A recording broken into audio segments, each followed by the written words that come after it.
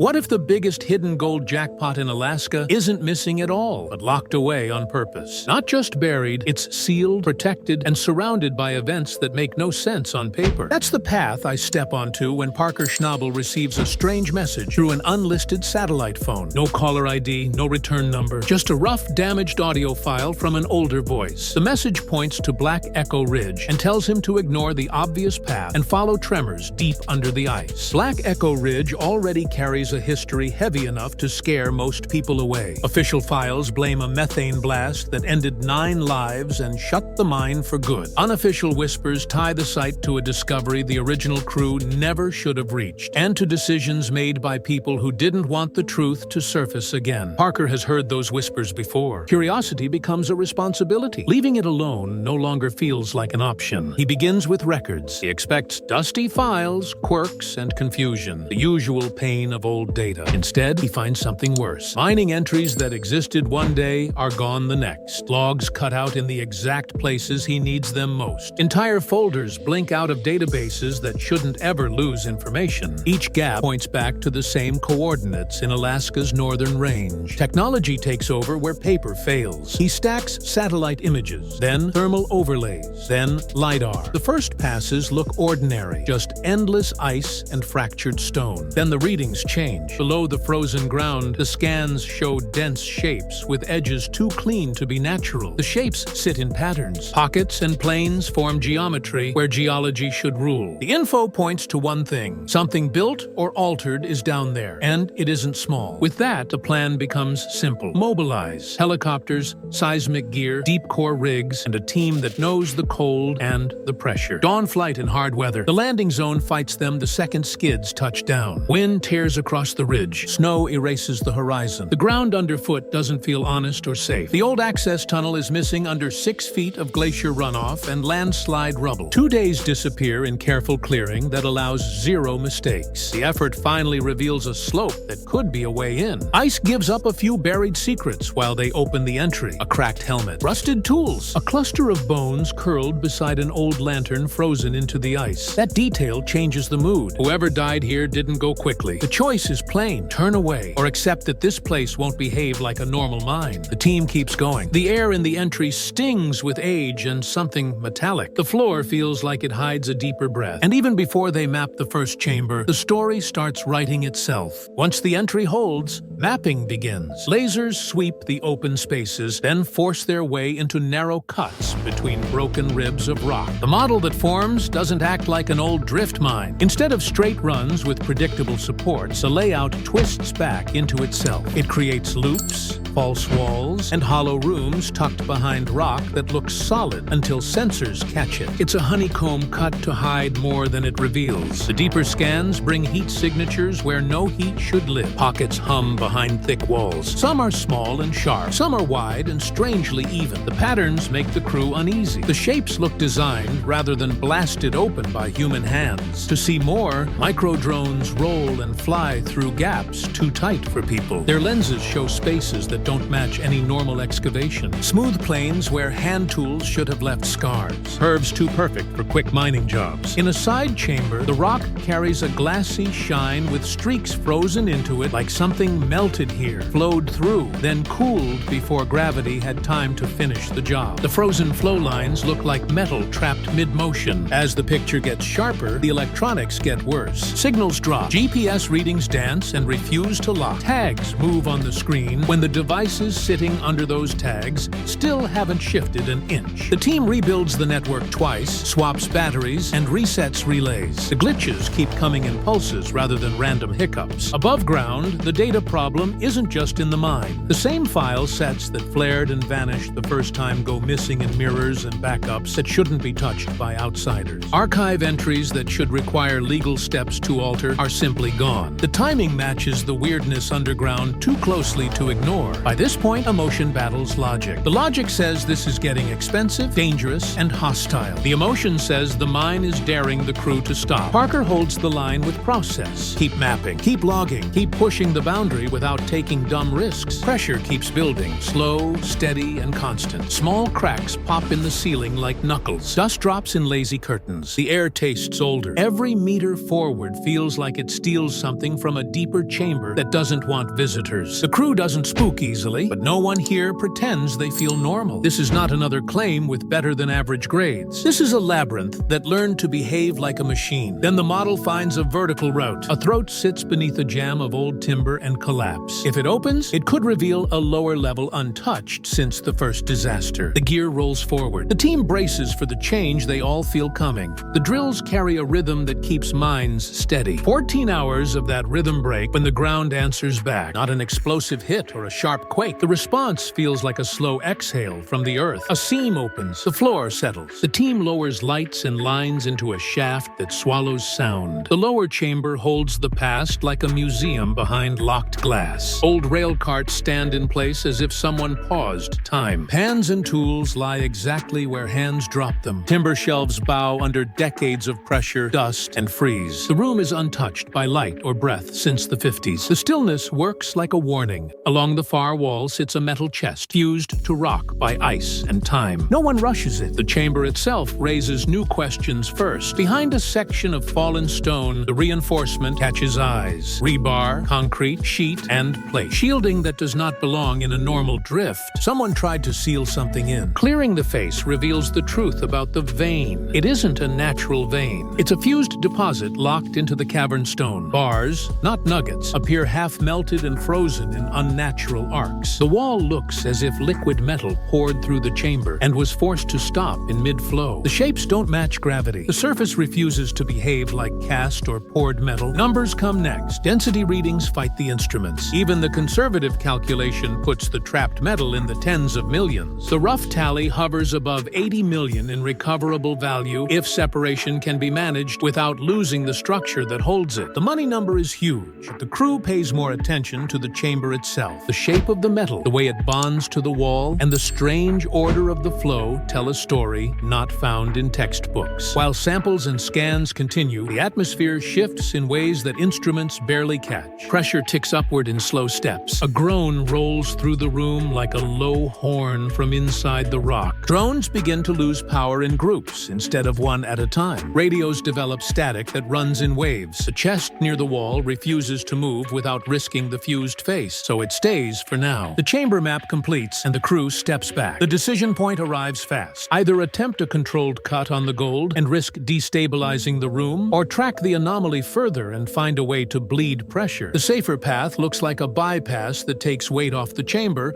before anyone tries to carve out a hall. That becomes the plan. From here, the mine feels less like stone and more like something that reacts. Every advance receives an answer. The next answer comes as the bypass starts to bite. Cutting an upper adit to relieve stress sounds simple until heat starts chasing the bits. With each foot, the temperature climbs. Drill heads glow and need longer cooldowns. Water tanks drain faster than logistics can refill. Air grows thin where it shouldn't. Small methane pockets flare and die without warning. The crew swaps in and out on tight intervals to prevent accidents. Fatigue brings mistakes, and the mine takes advantage. A partial collapse pins a younger miner named Ryan. He returns to light and air with a broken rib and a 1,000-yard stare that doesn't leave quickly. He's sure he saw a smooth-walled tunnel below, dark and glassy, without the mess that blasting leaves behind. Mapping later will either confirm or disprove it, but the claim sits heavy while the crew steadies the line. At the edge of the main chamber, a weathered satchel turns up near rubble. Inside, an oilcloth wrap holds a burned leather notebook with a foreman's name and a date from the summer of 1953. The early pages read like any hard rock ledger. Lengths, supports, or estimates shift notes, and the tone changes. The entries describe a flow rather than a vein, something molten that seems to move and react. Tools fail. Burns appear without flame. Men report whispers where no one stands, shapes at the edge of light, and a sense that the wall itself expands and contracts when attention drifts. The final line breaks off after a a simple admission that the chamber was sealed. Not much else survives on paper, but the meaning is clear. The previous crew found what this team is finding now and made a choice to lock it down for good. Back on the numbers, the fused wall refuses to read like normal ore. Spectrometers spike. Thermal cameras show zones that hold warmth against reason. And then the most unsettling sensation returns. The floor under boot soles shifts in a long, even wave. Not like a quake, but like a chest pulling air. Headaches spread through the team. Not altitude, not dehydration. A specific pressure behind the eyes that builds when machines spin up and fades when they stop. The effect feels tied to activity, as if the mind pushes back harder with every human noise. The bypass still needs to bite deeper. The choice remains ugly. Keep cutting in controlled bursts or leave. No one wants to walk after coming this far. The next discovery makes leaving even harder. Fresh scans show a secondary route that curves beneath the main shaft in a perfect arc. It has no blast scars, no timber signatures, and no debris layer from traditional excavation. It looks carved like glass. The team rigs a line and lowers a small group with air sensors, infrared, and enough rope to argue against panic. The chamber below doesn't match anything in the usual playbook. The walls are black, cold, and so smooth they reflect light in strange ways. The space feels balanced, as if someone who understood symmetry laid it out, not crews racing or home. Gold lies across the floor in irregular shapes. Some pieces look like cooled drips. Others look formed into small figures and flat plates cut with straight, precise lines. One piece carries an embossed pattern that resembles traces on a board. Time has no right to preserve detail like that in a place like this, yet the details are there. On an arch near the far end, an inscription is cut deep into the stone. The message is simple and dark. It says that anything born beneath should return beneath. It reads like a rule rather than a warning. The words land in everyone's stomach at once. Then the room responds. Batteries drain in seconds that used to last hours. Infrared throws back confusing data. A metallic taste rises in the throat. One of the team loses balance and throws up. Floor gravel slides in patterns that don't match footsteps, as if something slow and thick moves under a thin layer of rock. The movement looks like liquid metal trying to find stillness. Up top, the logbooks add more strangeness. Timing mismatches appear. Video timecodes skip. A reel labeled as a final load corrupts every time it's opened. Two people who watched a clip cannot agree on what it showed. A third can't remember the clip at all an hour later. Parker makes the only call that makes sense in that moment. No more forward progress in the glass tunnel. Pull the team out. Focus on stabilizing the upper chamber and assess whether any of the fused wall can be removed without setting off a chain reaction. Curiosity wants more. Survival wins the argument for now. Back at the main face, extraction begins in the most conservative steps possible. The mountain answers in kind.